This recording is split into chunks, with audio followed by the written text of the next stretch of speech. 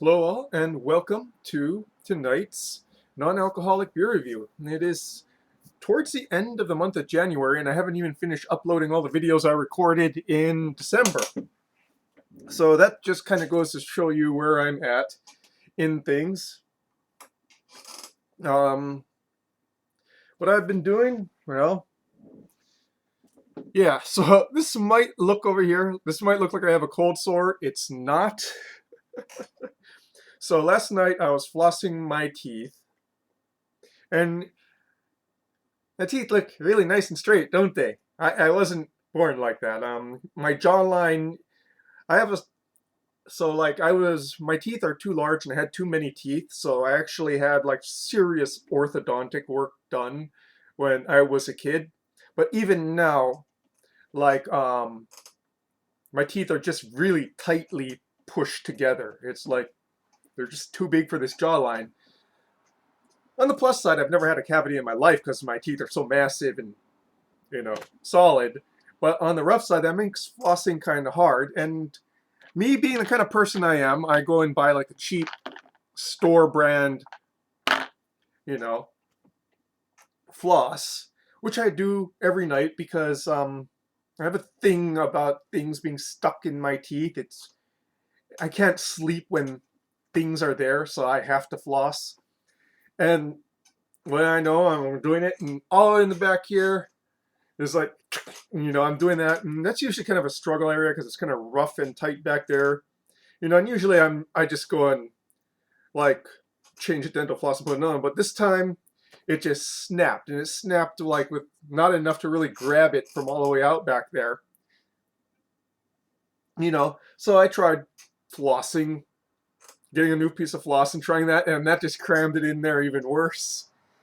And I already spent like 20 minutes because it was driving me crazy.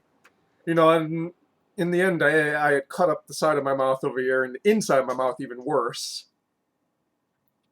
I ended up going to the drugstore and I bought my own like dental tools, for goodness sakes, and mirrors, kind of like help me out there with like getting it out, as well as like kind of dental floss that you can go and thread through the bottom of the teeth. And I don't know, I was able to get the bulk of it out, but there's still some wedged over there. You can feel those strands. I don't know how, because I can go and work a dental floss in there, but there's just some that's stuck there. I'm not sure how. Um, but yeah, so this side of my mouth is just like completely chopped up right now. So thank goodness I'm not actually drinking strong alcohol, because that would be probably very painful.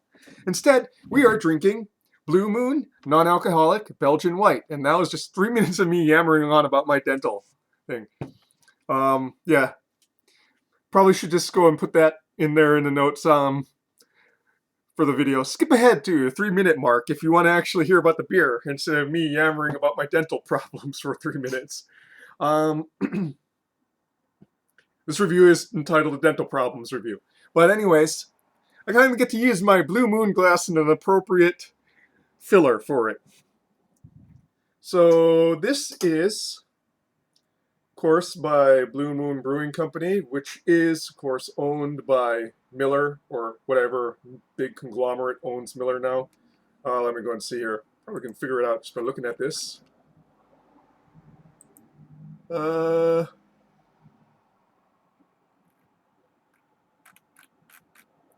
Doesn't say on a beer advocate. Well, such are the vicissitudes of life. Somebody owns this. Somebody big and corporate owns this. I am not sure who. So there's that. You don't know when this was introduced? I like how it says celebrate responsibly on here. Yes. Don't drink too much of this non-alcoholic beer. You might become water intoxicated. See here, calories, because I'm kind of interested what the calories are here.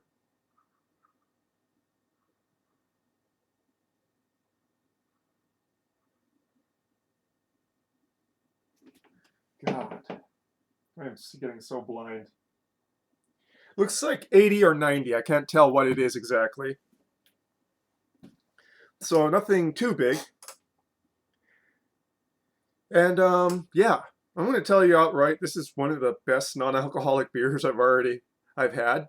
Um, but at the same time, it's like it doesn't really come across as a beer per se.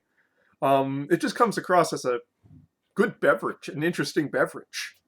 But enough yammering. I've yammered for 5 minutes without even cracking this open. Let's get straight to this, shall we?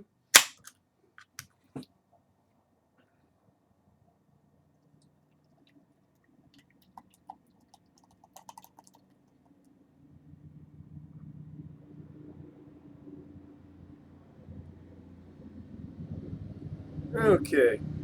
Poured it perfectly for the type of glass this is here. So obviously, a cloudy yellow-orange, or orange-yellow, depending on your perspective. Depends on how the light goes through it.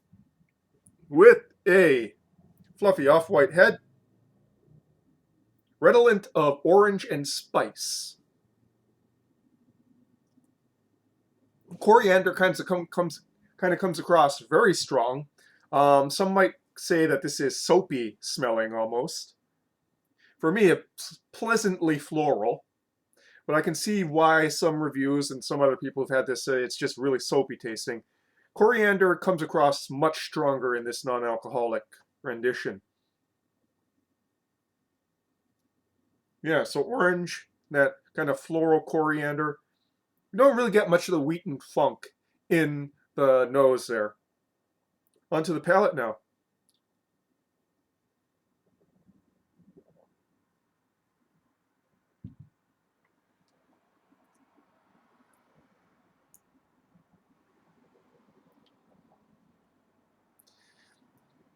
This is one of the few non-alcoholic beers that I can, drink.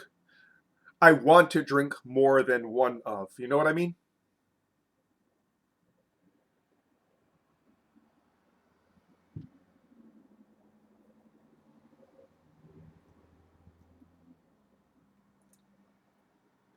So in the finish, the wheat and funk kind of shows up in the long finish there, along with a little bit of mandarin orange sweetness on the palate.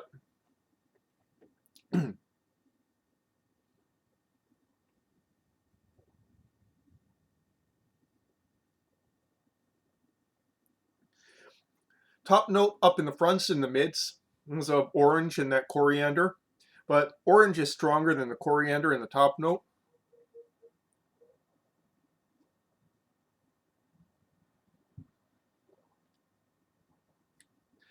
Taste up front is lightly sweet, highly refreshing, very crisp, good carbonation bite. Flavor is especially as it moves on into the mids, is kind of evocative of a high quality orange soda, but at the same time, still kind of maintaining a slight maltiness to it.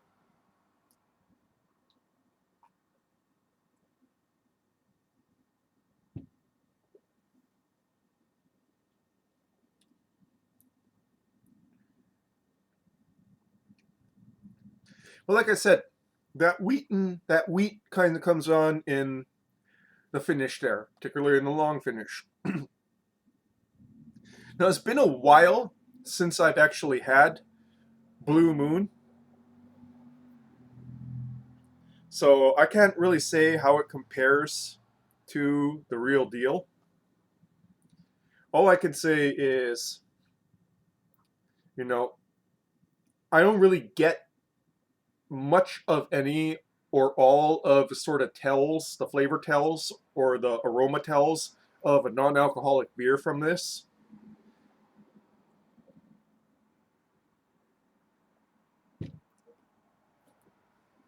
At the same time, the flavor, the adjuncts of the orange and coriander definitely take a primary point there in the aroma and the taste profile compared to the malt. So it doesn't come across as particularly beer-like.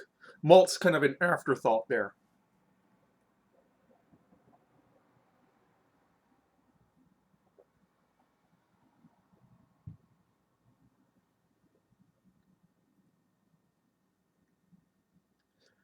It also might be on the sweet side for many.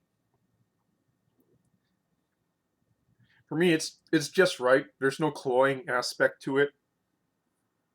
I mean, it's sweet up front, but it pretty much clears the palate by the end.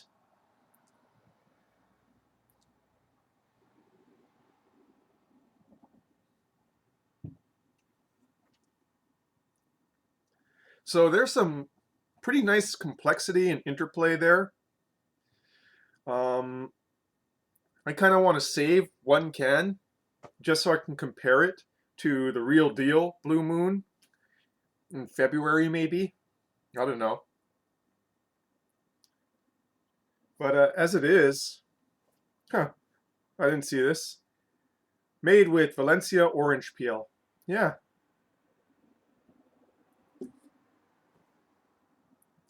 But yeah, if you're looking for a non-alcoholic beer, well, it doesn't hit quite those beer spots. It's not going to satisfy a craving for beer-like flavors and profile. Um, this is definitely something that's complex enough and sort of beer-like enough that it might scratch that itch, because it certainly does for me. I can see myself this being like one of my go-to like non-alcoholics, along with Athletic Brewing.